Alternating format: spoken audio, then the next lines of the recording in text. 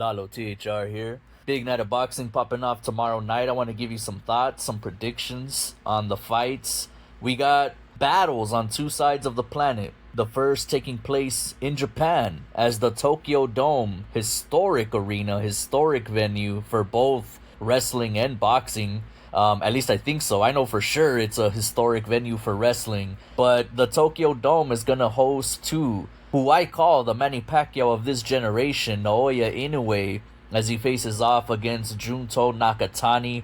I call Inoue the Manny Pacquiao of this generation, not because he's as big of a star as Manny, nowhere near, nowhere close to that, but I refer to him as such because of his skills. Because a little guy that packs that kind of speed and especially that kind of power is special. And his run is legendary. We are witnessing an ATG for Japanese boxing and for boxing in general, but I'm pretty sure Naoya Inoue will undoubtedly go down as Japan's greatest fighter of all time. That's the Japanese GOAT right there. And I'm not going to talk about the undercard. I just want to mention, though, for people on the West Coast, United States, like myself, the prelims to Naoya Inoue and Junto Nakatani are actually going to start at 11 p.m. tonight, I'm told. And I seen it on Google. Obviously, the Google AI now is the main thing that comes out when you search, and it's saying that the prelims are going to start at 11 p.m. I did not know that. I thought they were going to start at like 1 in the morning or so. But it's just the prelims, and then the main card is, I guess, going to start at 1 or 2 in the morning, with the main event expected to pop off around 5 in the morning. Between 4:30 to 5 in the morning, I believe. So we're going to talk about that. But Benavidez versus Gilberto Ramirez. That's the fight that I'm really looking forward to. That's going to be tomorrow night, popping off in Las Vegas, Nevada, T-Mobile Arena. I actually looked at the tickets, thought about maybe, copping some last minute tickets and driving out. I'm only 4 hours away, but the ticket prices are ridiculous. And some people have made a stink about it not selling out. Of course it's not going to sell out. It's not even because Benavidez and Zurdo can't draw, although I'm not going to argue against that, to be honest. But I think the main reason it's not selling out is just because the ticket prices are redonkulous. Like, just, come on, man. We're talking about $2,000, $2,500 seats, and it's not even the front row. It's on the floor, but like, nah, bro, ain't nobody got time for that. Nobody's gonna pay for that. But the co-main event, it should be a good fight though, man. But not $2,000 a ticket good. But the co-main event, we're gonna see Resendiz taking on Jaime Munguia in what is a perfectly matched, perfectly even pick'em fight right here. You could actually say that the main event is kind of a pick'em fight, to be honest. But the disrespect that I'm seeing towards Zurdo, man, everybody is riding that cat off, and Benavidez is leaning as a pretty sizable favorite, no pun intended. But Zurdo is the bigger man, the much bigger man, but Benavidez is the sizable favorite here. We're also gonna see Oscar Duarte do battle in the undercard as well. I'm not really interested in that fight too much. I'm not really familiar with the guy he's fighting. Yeah. I'm a casual. I know. But let's go ahead and talk about Naoya Inoue and Nakatani first. The big thing that everyone is talking about when it comes to Naoya Inoue is if Bam Rodriguez is gonna fight him next. And if Bam could even make that weight and jump up another weight class. Bam does have a fight coming up against Antonio Vargas for the Bantamweight Championship 118. And obviously, Naoya Inoue is fighting at 122, 124-ish. Can Bam climb up another division and fight Naoya Inoue? And that's a tall order. That is a tall order, but if you ask me, and maybe I'm biased, if you ask me, I think Bam would beat Naoya Inoue. And I say that because Naoya Inoue has been dropped more than a few times now by lesser opponents, far lesser opponents than Bam. Okay, and now I'm not saying that that means Naoya Inoue has a weak chin or he's chinny. Those were flash knockdowns. He wasn't actually hurt. When he got up off the canvas, he wasn't on spaghetti legs. He wasn't on Queer Street. But all I'm saying is Bam Rodriguez is the type of cat that if he drops you, he's like the movie Jaws. He knows how to go in for the kill when he smells blood. He's very technical. He's very methodical. He's very crafty. And I don't think that Naoya Inoue would be able to overcome the craftiness of Bam if they were to fight.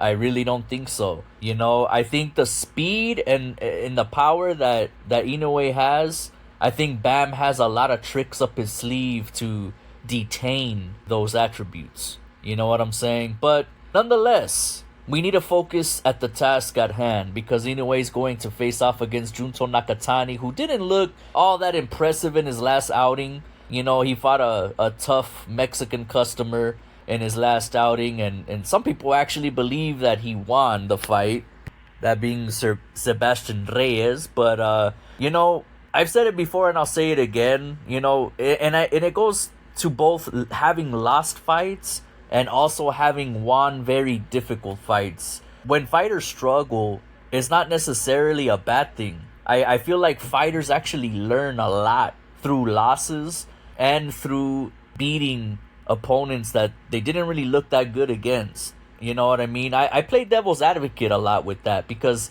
the boxing crowd or something else, man. You want to talk about jaded, like they're quick to write somebody off real quick. They're quick just as quickly as they'll hop on a hype train for somebody.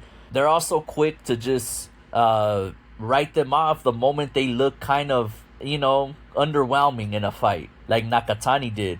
That's the same thing people are doing with Zurdo. Zurdo has not looked too good in his last couple of fights. But again, like I said before, people need to understand he was injured. He had a shoulder injury. You know what I mean? And it's for a boxer, especially. I mean, shoulder injuries suck for any athlete, for anybody in any endeavor. But for a boxer especially, a shoulder injury is nothing to fuck with. You feel me? So that's why he looked mediocre there. Now, when you're talking about Nakatani, I can't tell you why he looked mediocre against Sebastian Reyes' previous fight. I can't tell you why. But I can tell you that I'm sure he's learned something from that fight and has taken something from that fight that he's going to bring to Naoya Inoue. I think Junto and Naoya is going to be a competitive fight. I don't think that it's going to be a landslide for Naoya Inoue, but I am picking Naoya Inoue to beat Junto Nakatani. That's my prediction, and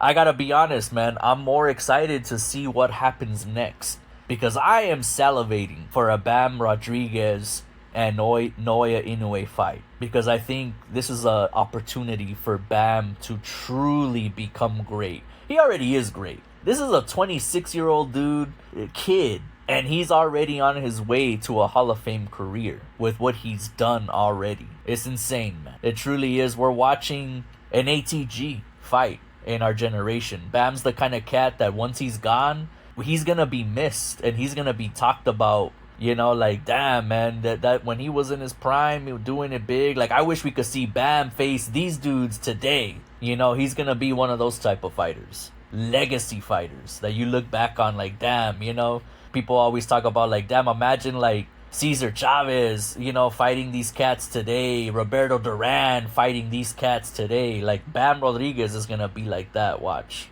Just give it 10, 15 years from now. We're going to be talking about him in that same way. 20 years from now. But let's move on to the Benavidez and Zurdo Ramirez card.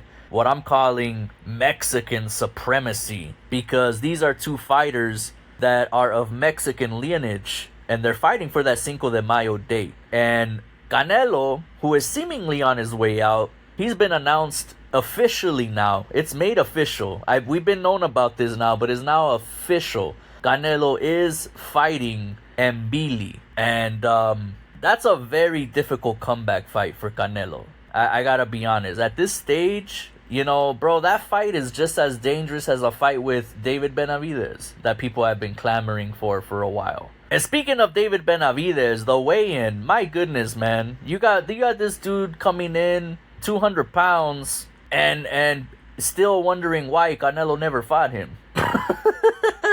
Like, bro, Canelo is not in your weight class, homie. Stay in your lane. Nah, there was a time when Canelo and Benavidez could have done battle, and I actually think Canelo could have beat Benavidez at that particular point in time. But that time has long come and gone, and I think Canelo should stay far away from David Benavidez. But now he's fighting Christian Mbili, who is also very dangerous, especially as a comeback fight too. You know, this ain't a tune-up. This is not a tune-up, ladies and gentlemen. Canelo Mbili, that's a real scrap. And a very dangerous one at that for Canelo at this stage.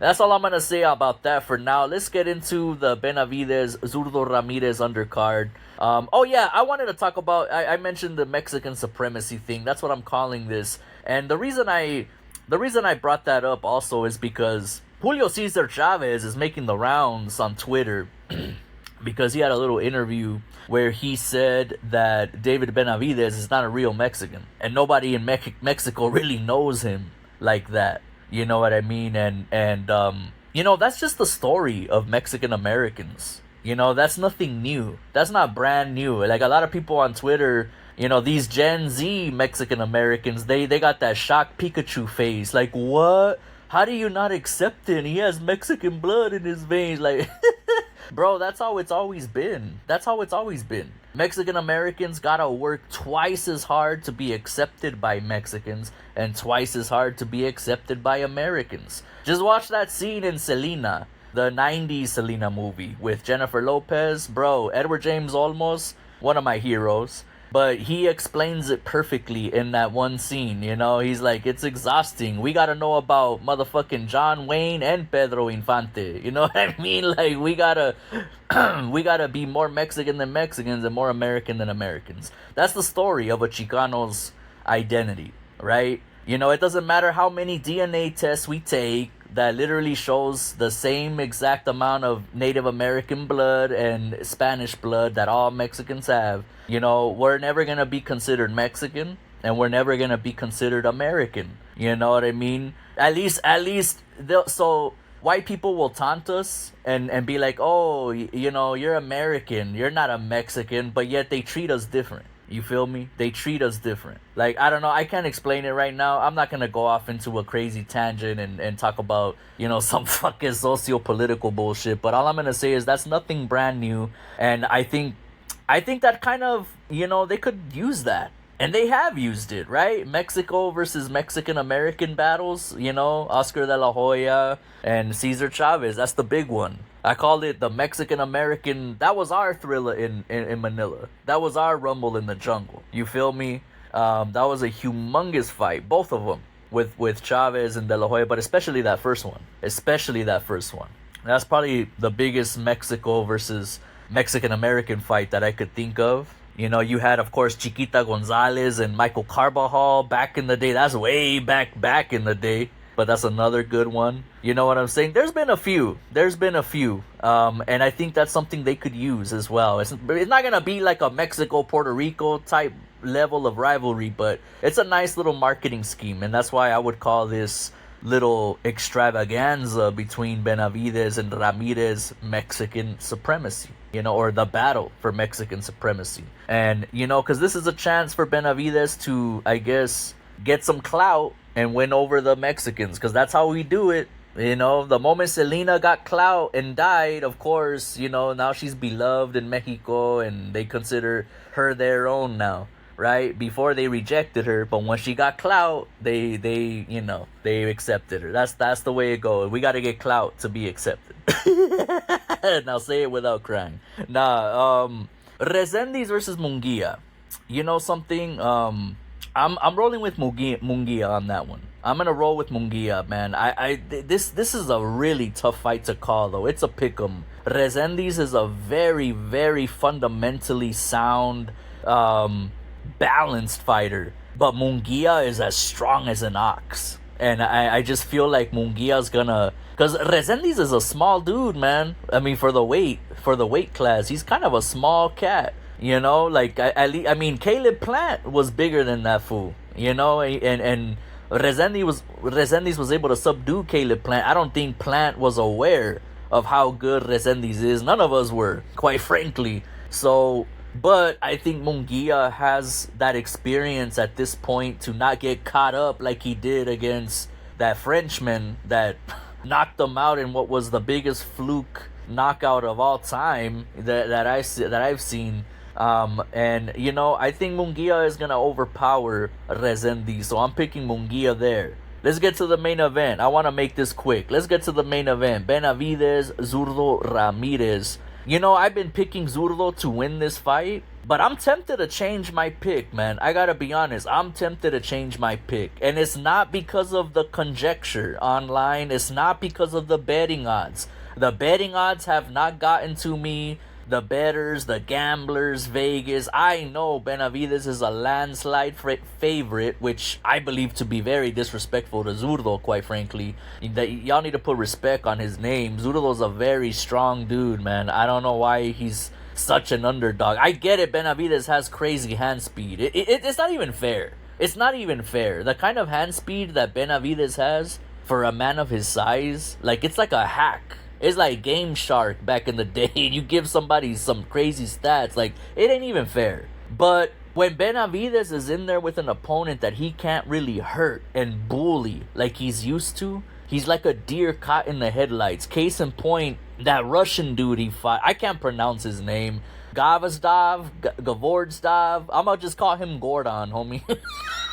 that Russian dude Gordon, when his very first fight at 175, I believe. Like, bro, when as soon as David fought somebody his own size and matched him, you know, in strength, Benavidez couldn't do nothing. He couldn't do nothing. And that's why and again, the fickle fans, like I was alluding to earlier, they wrote him off. Benavidez don't look good. He's not gonna be able to bully nobody at this weight now. He don't look good. And then he goes on and does what he did to Eric Morel and Anthony Yard. The latter especially was very, very impressive. But nonetheless, bro, El Zurdo Ramirez is like Gordon times 10, dog. This is cruiserweight. This is another level. This is a whole nother weight class.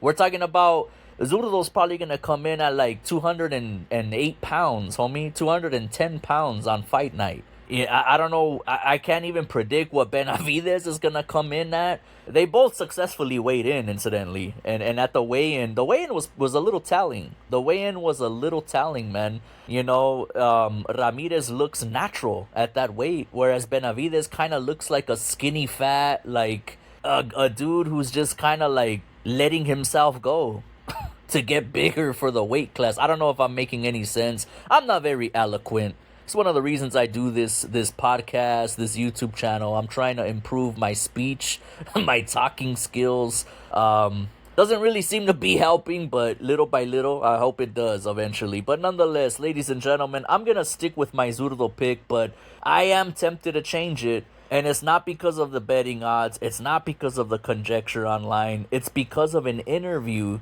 that I listened to with Zurdo Ramirez and Fight Hype TV on YouTube. Subscribe to Fight Hype and Fight Hub as well. Both very, very good boxing channels that give you the coverage that you need as well. But in that interview, Zurdo's already talking about retirement.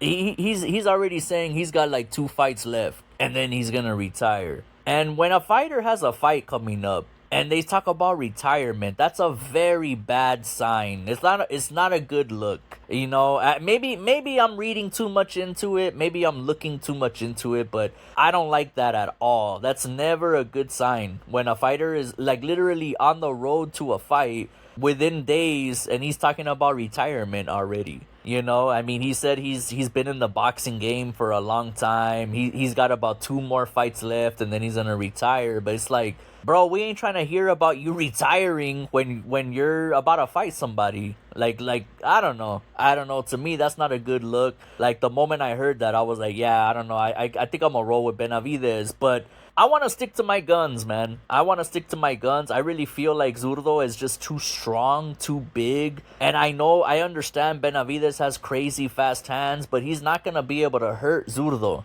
He's not going to be able to bully Zurdo. He's not going to be able to overwhelm him because he's not going to be able to trap him in the corner or on the ropes. He's not going to move the immovable object. You feel me? I think Zurdo is going to hammer that body. He's going to wear Benavides out and he's going to win the fight. But the more I think about it, can Zurdo get a decision though? Because I don't necessarily think Zurdo's gonna knock Benavides out, but that seems like if he is gonna win, that would have to be the more likely scenario in which he does win. Because I don't know if Zurdo gets a decision, to be quite honest. You know, Benavides, they're putting a lot of stock behind this guy. You know, with Canelo on his way out, yes, I know he's about to fight Mbili in September, but Canelo's the one that has about 2 more fights left. Like Zurdo said, Canelo's really the one that has about 2 more fights left, and he's out. He's on his way out.